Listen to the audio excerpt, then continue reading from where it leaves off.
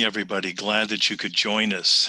And it is Wednesday, I believe, our second week on what has turned out to be a very successful conference. So very excited to introduce to you our first presentation this morning, the Defense Advanced Research Projects Agency, or DARPA for those of us who can get a little tongue-tied for that. So DARPA is not a spring chicken. They've been around for 60 years, and some of their key results have been game-changing military capabilities, including precision weapons and stealth technology, the internet, so now you know, automated voice recognition, language translation, global positioning system receivers, the likes of which are located in many, many consumer devices. Great honor to introduce Jennifer. And Jennifer, I'm not going to do you justice in pronouncing your last name, so please forgive me in advance. I'm going to guess Thabet, but please feel free to correct me. But the more important part is that Jennifer's program director of DARPA Small Business Program Office, and her focus is on small business. It's a primary source of solutions for the DoD.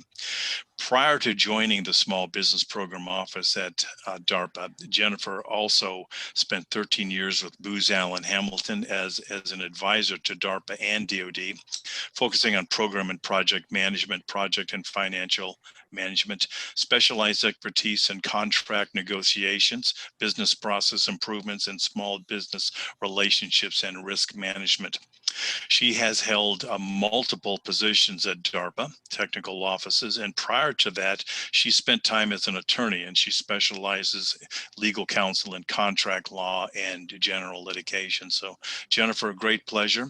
Glad you can join us today, and I'll hand the baton over to you, and looking forward to your talk. Welcome again. Thank you, Martin. I think I'm sharing my slides. Martin, can you confirm that real quick? Yes, but but you do need to go in presentation mode, I believe. Is that correct, Misty? Yeah, you're showing, you need to change the display settings. Yes. Okay. There you go. Is this it? Perfect. Perfect. Yeah. Oh, no, it went back. It went back. How did it go back? Okay, give me 1 sec. Can you see that? Yes. Now we're cooking. Great. All right, I'm not going to touch anything. All right, thank you guys so much. Being in this mode though, Misty, I can't see for whatever reason any questions, but I'll just kind of go through my presentation and then we'll go from there. So Martin, thank you so much for the introduction. I'm Jen Thabet. We're not that fancy, my husband's from West Virginia, so we just say Thabet. And I am the program director for DARPA's Small Business Programs Office. Thank you very much for inviting me to present. I am super excited to have the chance to speak with you guys today about the DARPA's SBIR and STTR programs. I'm going to spend a few minutes just giving you an overview of DARPA's SBIR and STTR program and reserve the majority of our time together to answer questions and address any questions or issues that you may have. So let's get started. DARPA's mission is to create breakthrough technologies and capabilities for national security that both prevent and create strategic surprise. We invest heavily in early stage products and ideas to change the impossible into the possible. I think our successes and achievements really speak for themselves, as we're responsible for such things like the internet and Siri, as well as a lot of the other game-changing technologies and ideas you see on the screen. But something I would like to share is that it's a little known fact, but a DARPA SBIR was actually responsible for designing the integrated chip that enabled Wi-Fi.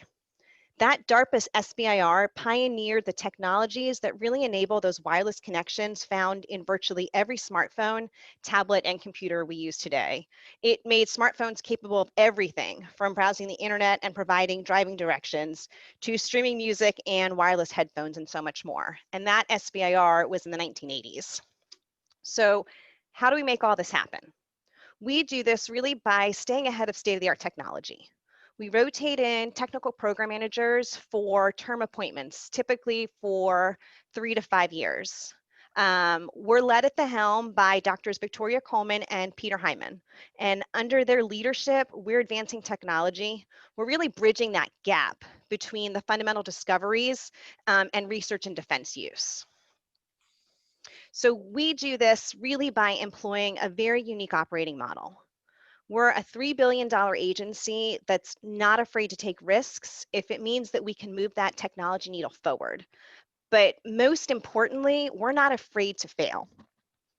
We're a program manager-centric agency with a mission to really stay ahead of state-of-the-art technology. So in order to do this, the DARPA, SBIR, and STTR program runs this out-of-cycle BAA. We release topics on a rolling basis, otherwise known as just-in-time. And we do this in order to really be more responsive to technology gaps and the needs at DARPA, and in consideration of the fact that our program managers are on limited tenure. I'll say this past year alone, we've already published 22 different topics, and we are slated to publish a couple more in the next coming weeks. And we've also adopted, I think 9 SBIR and STTRs this year. So what do we do here? DARPA, we're composed of 6 technical offices. The sciences offices, which is BTO, DSO, and MTO, and our systems offices, STO, TTO, and I2O. And I'll say that utilization of the SBIR and STTR program and our topic releases are really spread evenly, pretty much among our tech offices. If you're thinking about proposing to a DARPA, SBIR, or an STTR, though, I really encourage you to do your research. You need to become familiar with the thrust areas that are important to the technical offices in which the topic is from.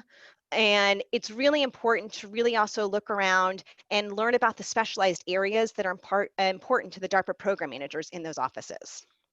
Each office has thrusts, as you see on the screen, but the office thrusts and focus areas, they do tend to shift from time to time. So it is always best to check our website regularly, but also, and most importantly, before responding to a BAA. So let's talk about how to work with and do business with DARPA. At DARPA, there's really 3 main ways that we fund ideas.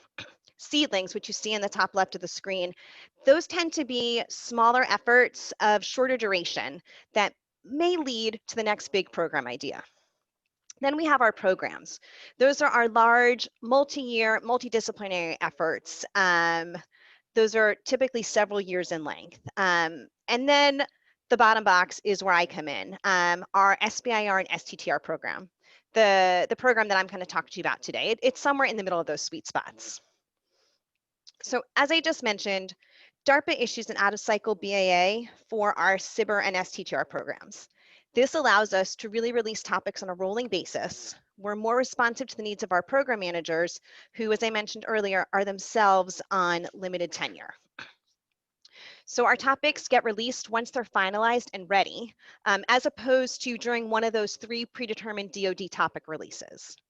It really allows our program managers to get to work on their ideas quicker.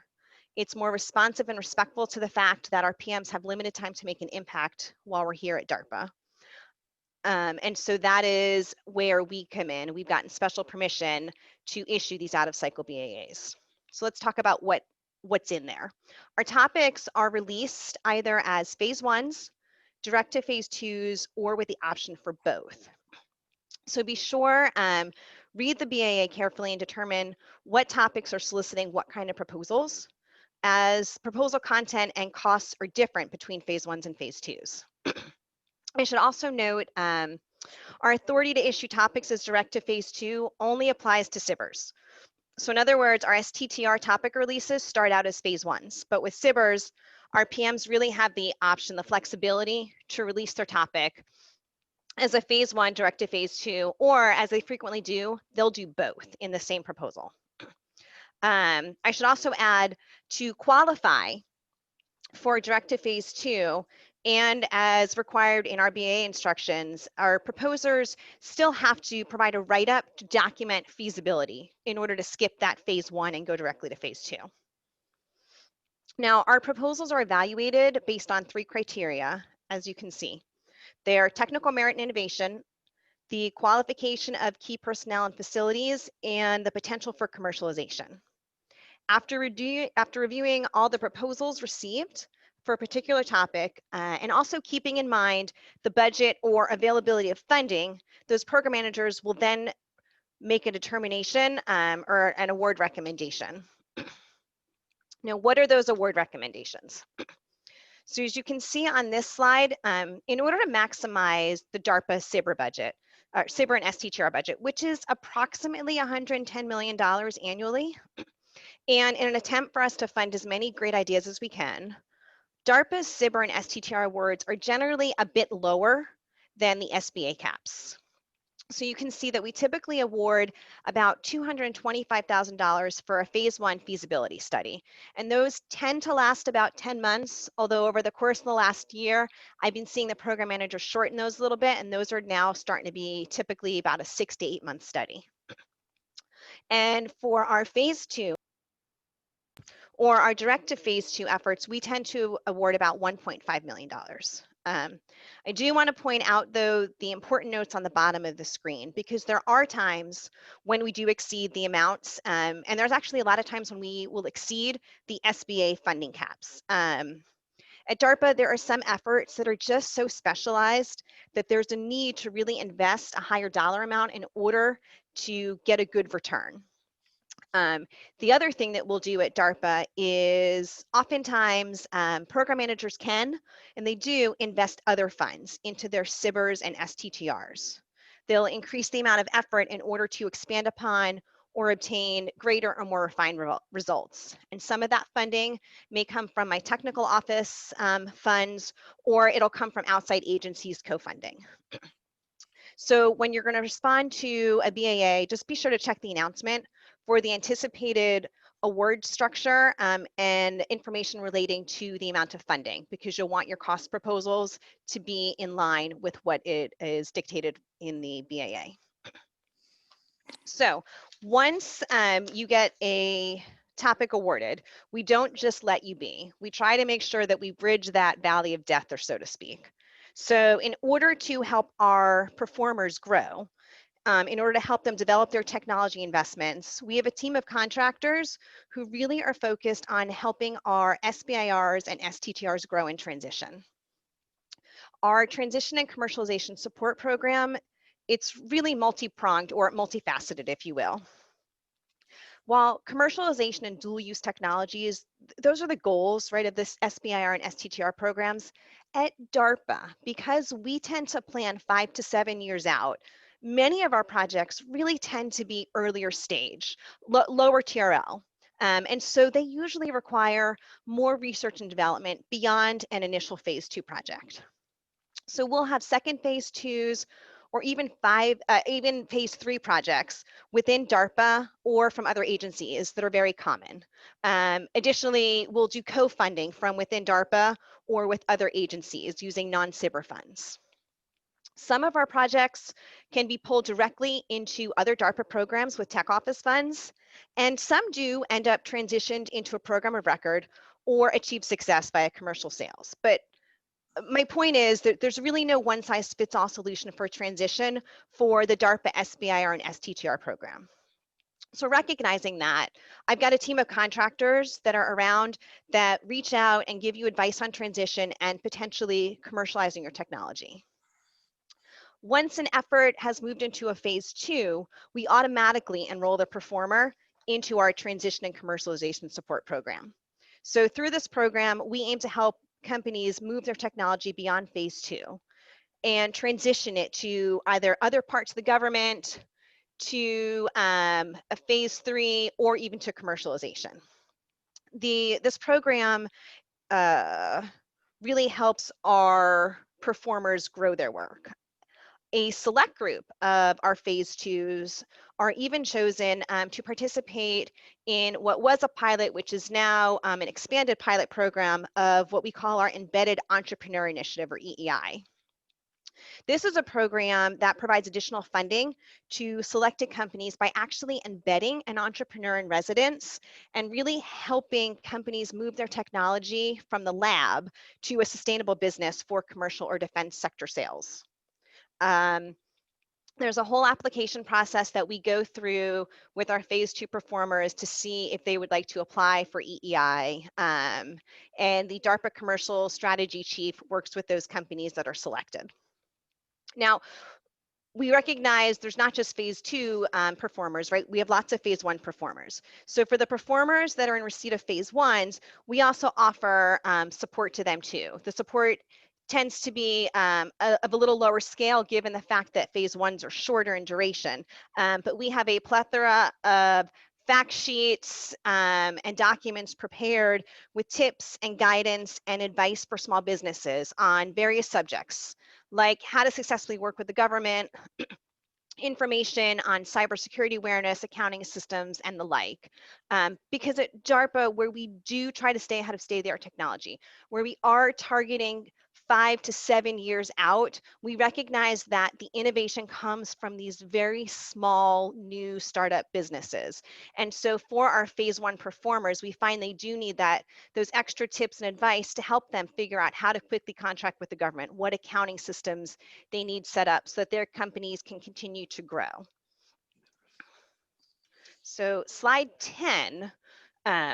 This slide really details some of the support. It goes into more detail that our transition and commercialization team offer our phase 2 performers. There's a lot of text on here. I won't go through all the items listed. I think Misty said she'll have the slides available after the meeting. But I did want to talk and point out a couple of things on this slide that our performers have told us are most helpful, and some of the things that are unique that we offer here at DARPA. So for example, our promoted matchmaking. Our promoted matchmaking is really always well received by our performers, our large primes, and the government alike. This outreach really helps to identify interest in projects that could lead to collaboration and or funding for further development. In fact, I will say the past few months, in the past few months alone, my team has really been able to take advantage of the fact that people aren't traveling. They actually have more time for calls. And so the past few months, we've actually had huge success setting up multiple matchmaking calls to try to make those connections. I think just in the last 3 months alone, we've held 35 matchmaking calls with various government agencies and prime contractors that expressed interest in our phase 2 projects. And of those calls, just about half of them resulted in requests for follow-up or additional information. And in non-COVID times, having 35 matchmaking calls would probably take us 6 to 8 months. But because people aren't traveling, we are able to help make those connections quicker. Another key feature that really tends to resonate with our performers are those weekly opportunity alerts that you'll see in the bottom right of the slide. We send those out to all our current as well as our alumni performers. And as you can kind of see from the slide, these alerts include various items from solicitation postings that may be of interest to topical conferences and training. Recently, though, these alerts have been a great way to get information out to our current and alumni performers about special COVID-related solicitations that might be of interest to our performer base. Many of those solicitations actually had quick turn responses, as you would expect. So, but for our weekly alert email, some of our performers actually may have missed these opportunities.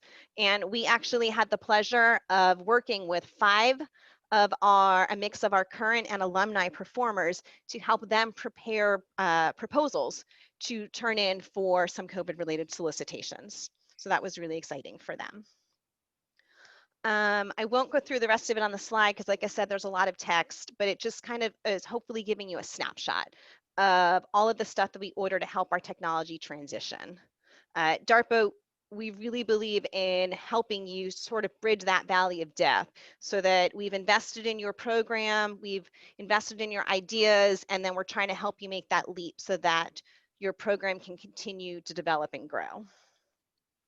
So I want to be sure to leave some time for questions. So I won't go into too many more details, but I will kind of conclude with this. A couple of things I'd like to sort of leave you with, or some ideas for you, is do your research. Really become familiar with the issues facing national security, and most importantly for DARPA, right, the thrust areas that are important to the technical offices at DARPA. As I mentioned, they do tend to shift.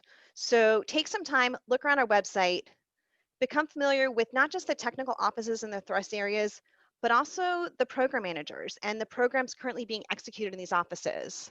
And then I challenge you between now and when we release our FY21 BAA, which hopefully will be in the next 2 or so months, and start releasing topics under that, go back and visit our website. We have a brand new director, Dr. Victoria Coleman. She's been here just under a month. So I suspect as Dr. Coleman gets more settled in, she will start implementing her vision into DARPA, and you'll see these thrust areas change within the office. Stay on top of that. Go back and check. Reach out to program managers that have interest in areas that you all have interest in. They're not traveling right now too, so they're really much easier to get a hold of, and they're happy to have those connections and help these small businesses grow. But in addition to that, our website has a lot of really helpful information on it, not just about DARPA, but also about our SBIR and STTR programs in general. It actually, I think, could be really quite useful as you put together your proposal. And even if you've been on our website in the past, I challenge you or I ask you to please go visit it again, because over the last 10 months, we've kind of taken some great pains to go through and update all of our information, to keep everything fresh, to give you new ideas and new tips for applying to not only just a DARPA SBIR or STTR, but applying to a DARPA BA in general. As I said, don't hesitate to contact a program manager about your ideas. As I mentioned, right, DARPA is a PM-centric organization. So if you understand the needs and the problems that the PM is grappling with, that's really going to be the key to submitting a successful proposal for an SBIR and STTR, or even a successful proposal at DARPA in general. And if you need anything or have any other questions, please feel free to send an email to sibber@darpa.mil. Those emails go directly to me as well as the contracting staff, and we are always happy to help sort of guide and advise you on anything that you may need. And I think that's about it. I didn't want to talk too long to give some time for questions, but I hope I gave you guys a high-level overview sort of DARPA and our SBIR and STTR program. And I would love to answer questions if we have any. We do indeed, Jennifer, and thank you. That was terrific, and it was very detailed and informative, just exactly what we expected. So I have a myriad of questions, but let me defer to the first two from our participants who are with us today, and the first one is with Dr. Aynan Begum. And I think, Jennifer, you may have in your prior slide already answered Aynan's question. But first of all, such an informative presentation. So great, thank you. Ditto on that one. Recently, she recently submitted a proposal on human organoids. And typically, well, always, DARPA announces excellent topics, but sometimes I think if I understand, Aynan, your question, we may miss the boat and not get the information at the right time, or we might get it late, not in a timely fashion.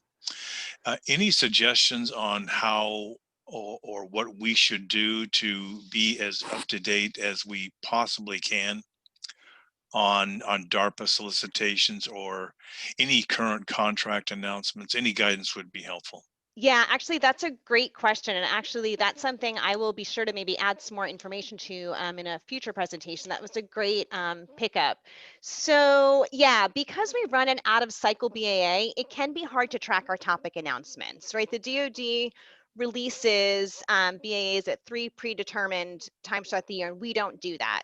But I will say a great way to do this is to set up a tracker in beta.sam. So when our topics are released, there's a 15-day pre-release window where our topics get posted on beta.sam.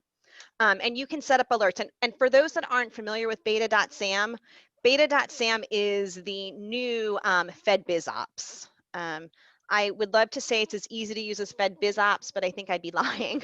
It's a little more complex to use than FedBizOps, but you can go in and set up alerts for anything that's DARPA, so you can get an email. And why that's important is because during that 15-day pre-release, you can actually contact a program manager directly about any questions that you may have about the topic. At the end of 15 days, the topic then gets posted on DSIP. And at that point, it's posted for 30 days, and you may not contact a program manager directly. Instead, you can send an email with questions to our help desk email, and then the program manager will review questions and post answers for the group on our website. So in other words, if you can set up that alert in beta.sam and get in there before 15 days, you can ask questions and get information sent to you privately. After those 15 days, after we're posted for 30, after we're on DSIP for 30 days, those questions and answers will get posted for all proposers to see. But that is a great question. We do try to group our topics. So in other words, if I can, I'll release 2 to 3 topics at once instead of just releasing one at a time. So probably you could check every month or so. But I do think setting up an alert in beta.sam would be the way to go on that. But I do appreciate that question, and that's a really good insight. So I will, for future presentations, be sure to add that in there. Terrific. Jennifer, thanks very much for that. And Ed, welcome back, Ed. And he, I think, was intrigued, as I think many of us were, from your tech transition support slide. And one of them is the matching program, which was intriguing to me, and Ed. So anyway, his question is, are you familiar with the Sentinel Landscapes Partnership Program? It's a collaborative effort with the DoD, Interior, and the USDA to enhance complex ecosystem of farm ranches that neighbor DoD service branch installation. So his comment was, we don't usually think of the USDA or a USDA DoD partnership. Maybe it's not that common, but do you think a proposal that enhances this kind of a program, or this in particular based on the BAA topics, is that a possible match, or is that realistic? So DARPA, I think anything is actually possible. I'm not familiar with that program, but what I will tell you is that at DARPA, we do some crazy things. We have a PM who I will affectionately refer to as the bug guy. Or the bug man, however you would like to refer to him. And he actually has a bunch of programs, his Insect Allies programs, that do everything from could we help could we somehow genetically modify bugs to, I mean, no joke, eat toxic soil and then excrete soil that wasn't toxic, make it more compostable. So at DARPA, nothing is out of the realm of possibility. And, you know, if you think about that, a program like that, right, we could be talking about fields that have been decimated because of IEDs or something like that. But that has gross implications throughout all of our entire life cycle, including farming and whatnot. So I don't think that something that you're proposing is really out of the realm of possibility. Now, what I will say is my SBIR and STTR program is not what I'll consider an open BAA. In other words, you can't just submit an idea. For our SBIR program, you have to be responding to a topic. So what are options knowing that? Well, there's a couple different ways. And if I can go back, let me see if I can figure this out. If I can get back to my screen and go back to this slide, there's a couple different ways that you could get an idea in front of a program manager. You could actually, and I would suggest for an idea like this, to reach out to our biological technologies office and see which program managers might have the most interest in a offering like this, and reach to them directly and talk to them about your idea. You could submit a white paper against the Biological Technologies Open BAA. Now, every office, when we put out calls for proposals, has these BAAs, these broad agency announcements. As I mentioned, the SBIR and STTR ones are specific. My technical offices have 2 different types of BAAs. They will put out broad agency announcements that are specific to a program, as you see on the top right of the screen, or they will have additionally what we call affectionately an open BAA. And that basically says, these are the thrust areas that we're interested in. Go ahead and submit a proposal on any of these thrust areas, and we'll give you feedback and let you know if you want to, if we want to do work with you. The other option for Mr. or Dr. Weinberg is that if this was a SBIR or an STTR that you've already had, and if you have only had a phase 1 or if you've only had a phase 2, you might be eligible to have your project adopted. And if you're not familiar with adoptions, I encourage you to look around the SBA website or the SBIR website to get information. But what we also can and do at DARPA is we will adopt projects from other agencies that for whatever reason, that agency decided not to continue with the project. Maybe it was too risky for them. Maybe the technology was going to be too far out. And we do actually adopt programs from other agencies. So those are quick ways to do business with DARPA. But your best bet, and I know I kind of sound like a broken record because I've said it on many of our slides, is really just kind of to poke around the website, see who would have interest and make a connection there. And again, you know, unfortunately we're in COVID, but one of the benefits of that is these program managers are not traveling. And so they do have more time and they will respond to your emails.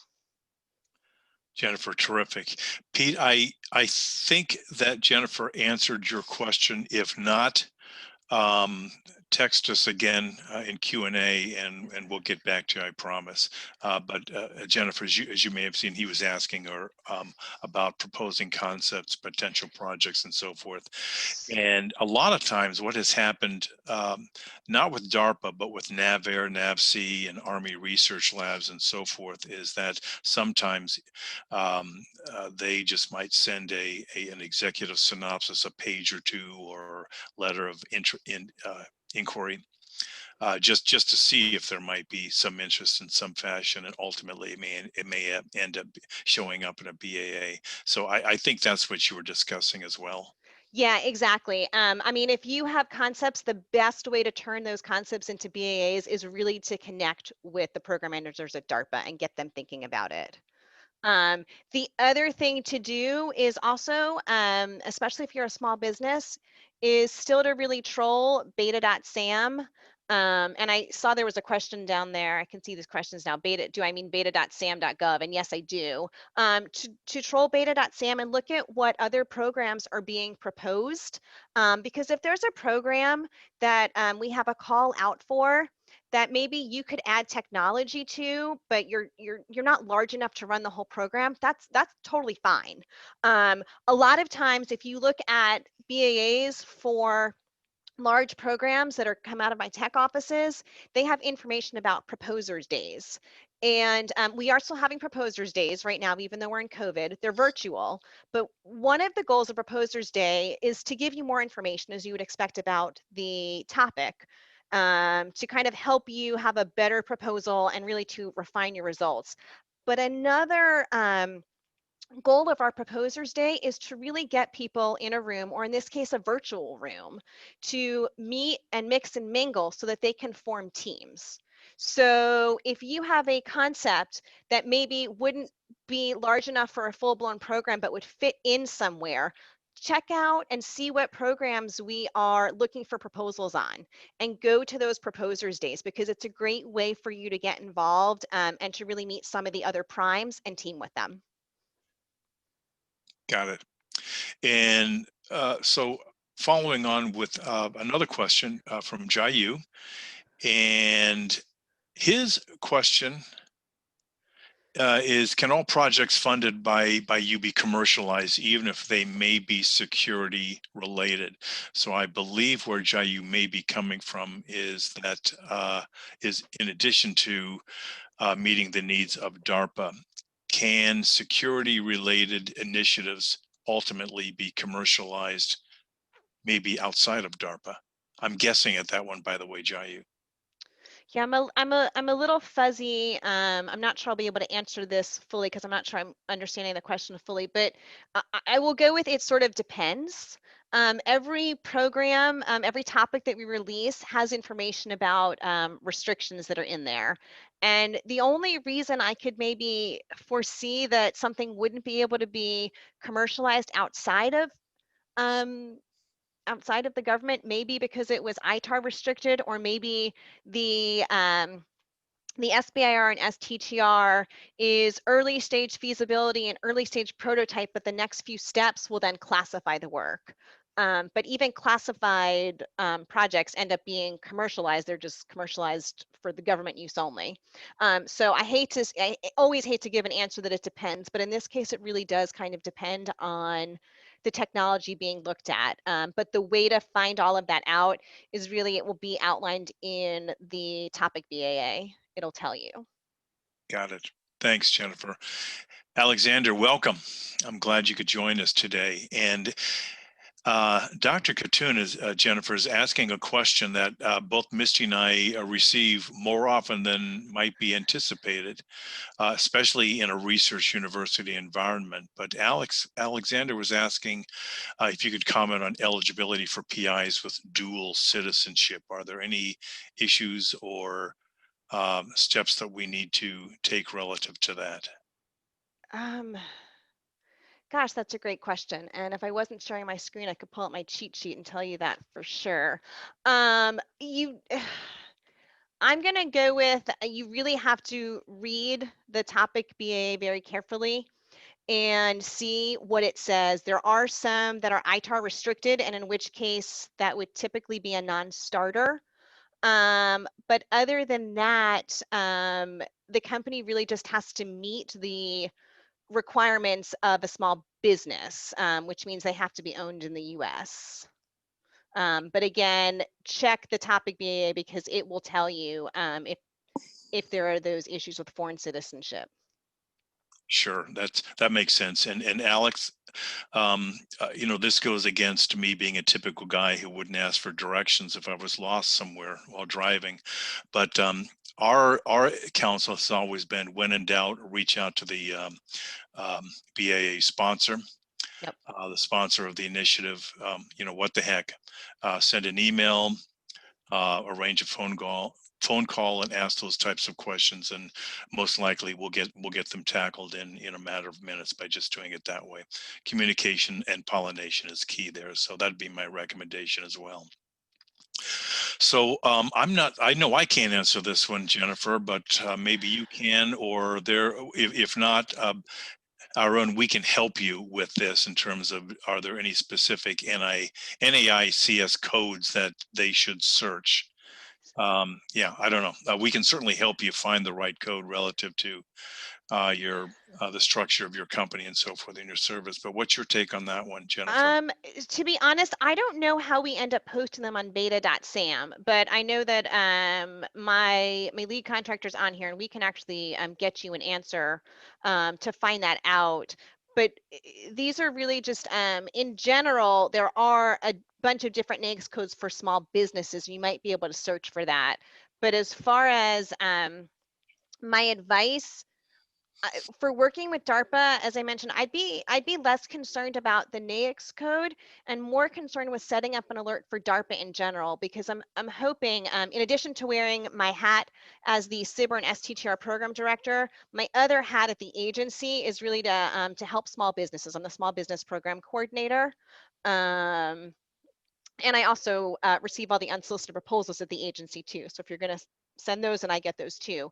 So my advice, though, with my hat on as the small business programs coordinator, is really to say, don't limit yourself. When you are looking for opportunities to help support at DARPA, I'd focus less on the NAICS code and more on setting up a search for anything that mentions DARPA.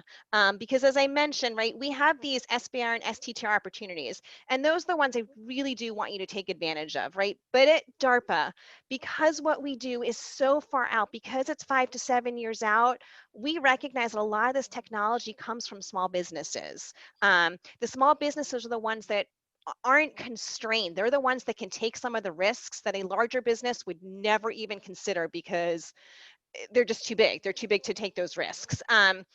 So I would suggest really setting up searches and alerts for anything that mentions DARPA, because even if you can, as I said, propose to a program, right? You can also, if you want to go it alone, submit a program idea to an open BAA, or if you really can contribute to a program, as I mentioned earlier, right, you can go to these proposers days and team with it.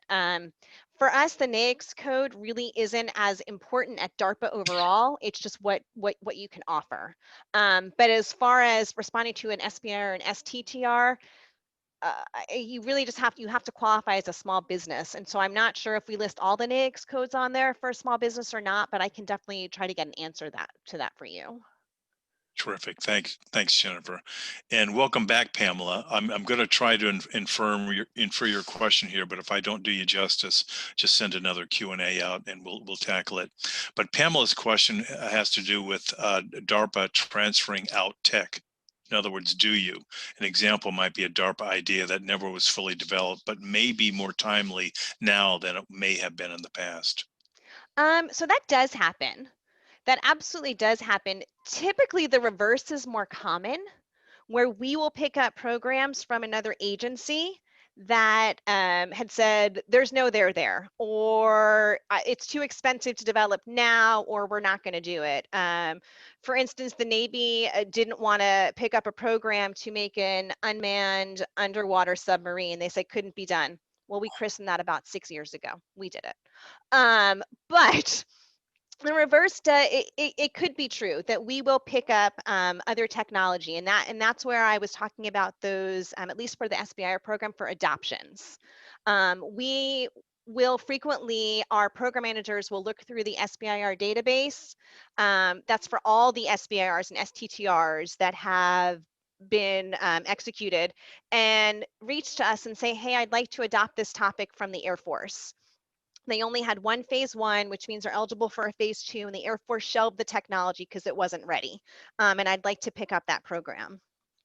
The other thing that we'll do, and what that database is also good for, is with the SBIR and STTR program, you're limited to one phase one and two phase twos on any given topic. So if a company has already had, let's say, a phase one and two phase twos with, let's say, the Navy, they're capped out with the SBIR program, but a program manager still believes in that tech and wants to grab them.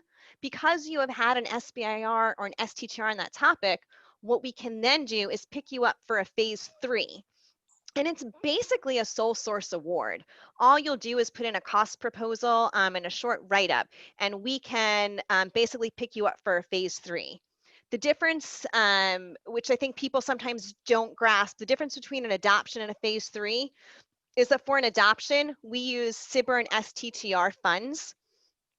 For a phase three, those are non-SBIR dollars. So if a program manager wants to pick up this technology, but as I said, you're capped out with phase twos, he can pull this over as a phase three and use his technical office funds to fund the project.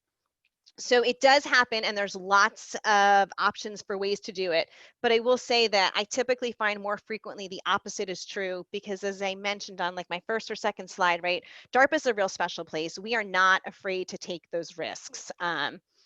We will turn that impossible into the possible. So where technology may have seemed completely insane, we'll pick it up and we'll make something from it. Great. Thanks, Jen.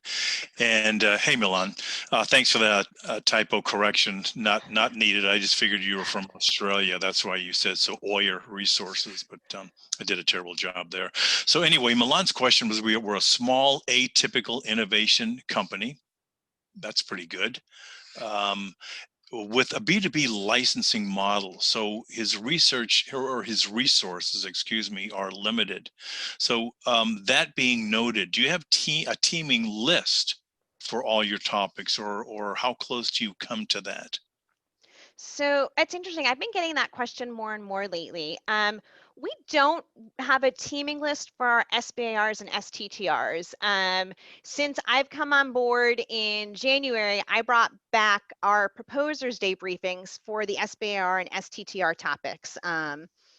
Right now, all of that is a briefing. It's a document that we post to give you more guidance. In the tech offices, as I mentioned, they have Proposers Day meetings to help you find partners. We also have another program that is in a pilot now. It's called the Polyplexus program. And part of that program has the AMAs, the Ask Me Anythings, and they're piloting those AMAs for programs, seedlings, and we actually piloted it for a DARPA SBIR.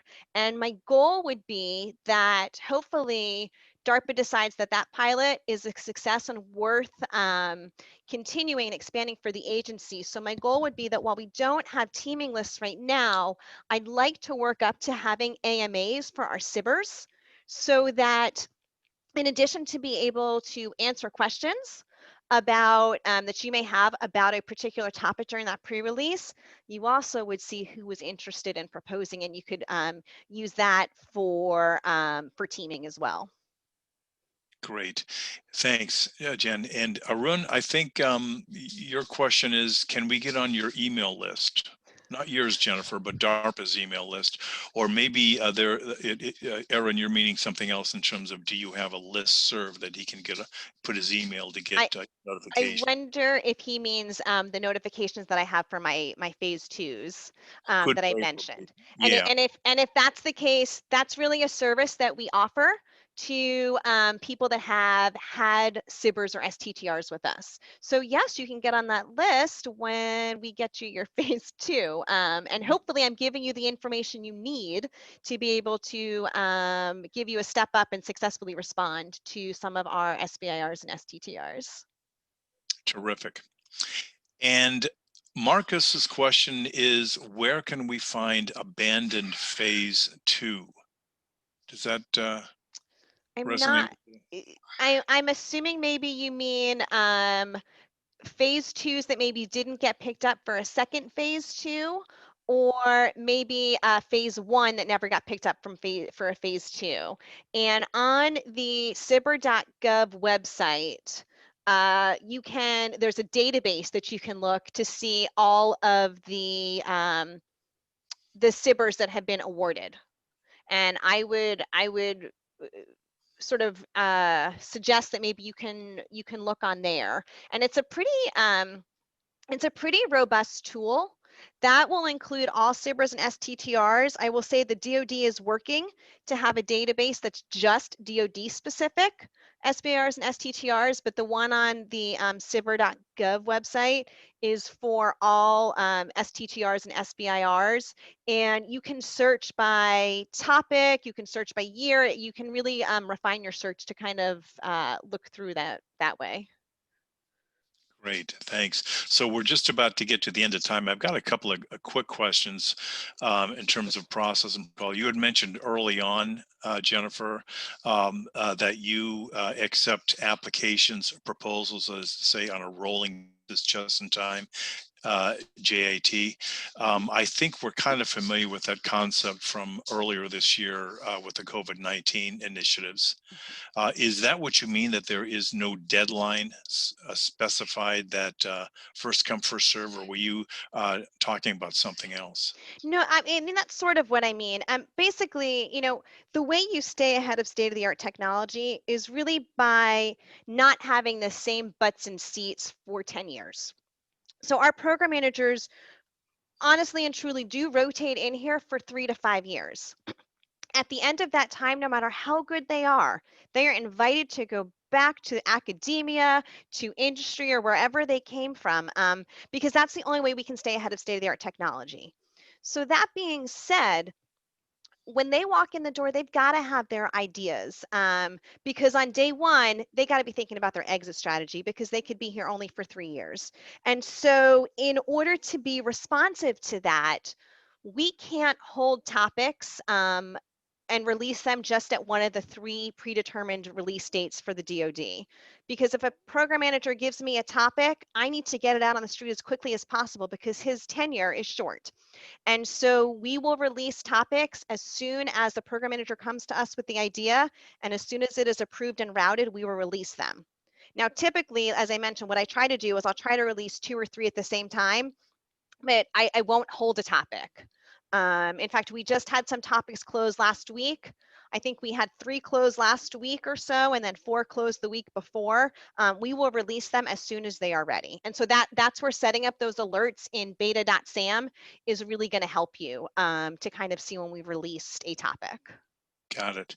And you had mentioned the seedlings program. Is that a precursor to SBIR, STTR, or is that totally separate? It's totally separate, but it could be. The seedlings, they're lower dollar, they're shorter duration. They could be to test as they're there for a SBIR, or they could be to test as they're there for a larger program. It really just depends. Or it could be also depending on the time of the year. A program manager has a great idea, but they're almost out of funding for the year. So they'll release it as a seedling. And then based on the results, they'll either transition it out of the agency or they'll use it as a base for a SBIR or a larger program of record. Got it. And then one final question, and I promise I'll stop for mostly humanitarian reasons here. No, the more the better. It's great. Yeah, The more I can well, help you guys, the better. okay, terrific. Because I know we need to get Aaron you over for one-on-ones pretty quickly as well. So just one question: you had very well presented the matching program for partnerships, collaborations, and so forth. But there are also matches relative to capital funding. That is to say, there are some agencies which say once you get to the completion of your phase 2 deliverables, if there is a venture capital operating company or angel or corporate partner, whatever the case may be, makes an investment, that the agency would match that up to a certain ceiling. Mhm. Is that part of the DARPA program? So we do have an enhancement that we would do a 1-for-1 match, but that's up to $500,000. Got it. Okay. The Air Force has a different matching program, which some of your attendees may be more familiar with. We do not require matching for our phase 2s, but there are other components like the Air Force that for certain phase 2s they do require matching. Terrific. I will just the one thing I'll close with the Yeah. reason for that at DARPA is really important because I'm going to keep stressing it that we really do early stage technology and investing, and so we recognize that it's harder for our small businesses to really get that matching. For us, their work with DARPA could be their first or second or maybe their third contract. They're not seasoned, and that's how we like them, because that's how you stay ahead of state-of-the-art technology. And so for us, the matching is an enhancement, but it has no impact on whether or not you would get a phase 2. Fantastic. Jennifer, this has been terrific, and no surprise that this hour went really, really quickly. Much appreciate your valuable time, and it's been terrific, and I appreciate it. I know I have to let you go, and we need to allow Aaron to go forth with his one-on-one appointments and so forth. Much appreciated, Jennifer. Thank you so much. And